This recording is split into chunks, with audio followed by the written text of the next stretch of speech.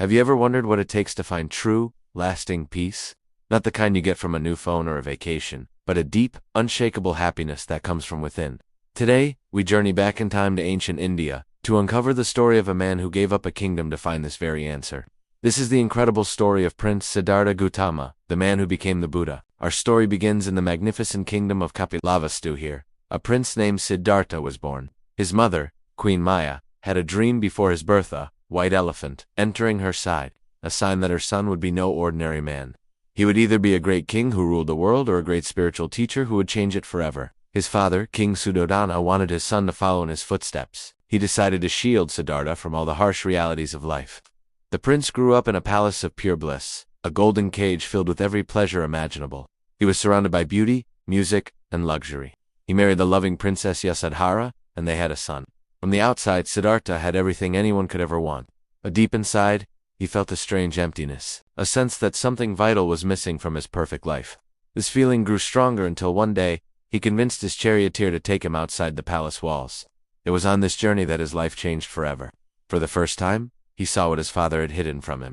He saw an old man, frail and bent with age. He saw a sick person, suffering in pain. And he saw a funeral procession, a stark reminder of death. These were the four sights, and they shook him to his core. He realized that wealth and luxury couldn't protect anyone from old age, sickness, and death. Suffering, he understood, was a part of every life. His final sight was of a wandering ascetic, a holy man who had renounced all worldly possessions, but had a look of profound peace on his face. This was the spark, Siddhartha knew.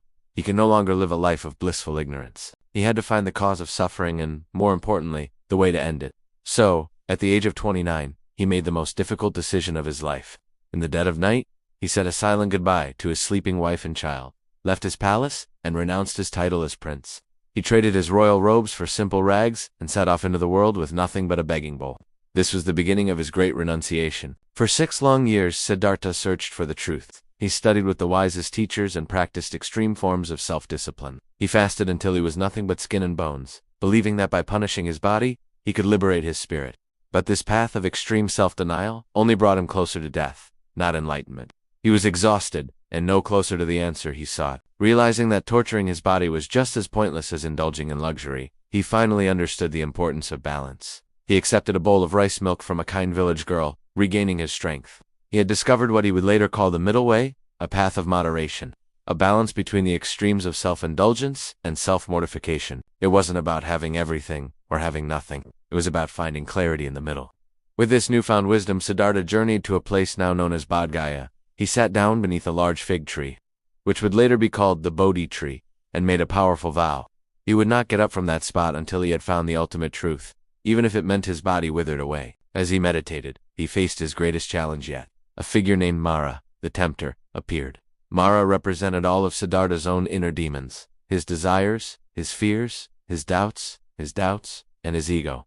Mara tried to lure him back to his old life with visions of beautiful women and power. He tried to scare him with armies of demons. He taunted him, saying he was not worthy of enlightenment. But Siddhartha remained unshaken. He touched the earth, calling it to witness his right to seek the truth.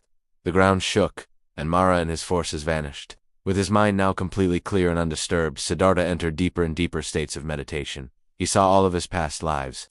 He understood the universal law of karma, how our actions shape our future. And finally, as the morning star rose in the sky, it happened. He saw the ultimate nature of reality. He understood the cause of all suffering, craving, and attachment. He saw the path to its end. In that moment, he became the Buddha, which means the awakened one. He was no longer a prince, no longer just a man. He was enlightened. He wasn't a god. He was a human being who had awakened to the true nature of life. His central teaching revolved around the 4 noble truths. First, the truth of suffering, that life inevitably involves dissatisfaction. Second, the truth of the cause of suffering, which is our own craving and attachment. Third, the truth of the end of suffering, that it is possible to be free from it. And fourth, the truth of the path that leads to the end of suffering, the Noble Eightfold Path. This path is a practical guide to living a life of wisdom, ethical conduct, and mental discipline. It's about right understanding, right thought, right speech, right action, right livelihood, right effort, right mindfulness, and right concentration. For the next 45 years, the Buddha walked across India, sharing his insights with everyone, from kings to farmers, rich to poor. He didn't demand belief. He invited people to see for themselves. He taught that enlightenment is not reserved for a chosen few, but is possible for anyone who sincerely seeks it. The story of the Buddha is more than just a historical account. It's a timeless lesson that true happiness isn't found in what we have, but in what we understand. It teaches us that peace comes not from escaping the world, but from looking within it, and within ourselves, with compassion and wisdom. It reminds us that our greatest battles are fought, and won, inside our own minds. The moral is simple, yet profound.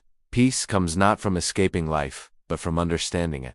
True happiness is found in kindness, mindfulness, and the gentle art of letting go. Thank you so much for joining me on this incredible journey today. If this story resonated with you, please hit that like button, and consider subscribing to our channel for more stories that inspire and enlighten. We'd love to hear your thoughts in the comments below. Until next time, be well and be mindful.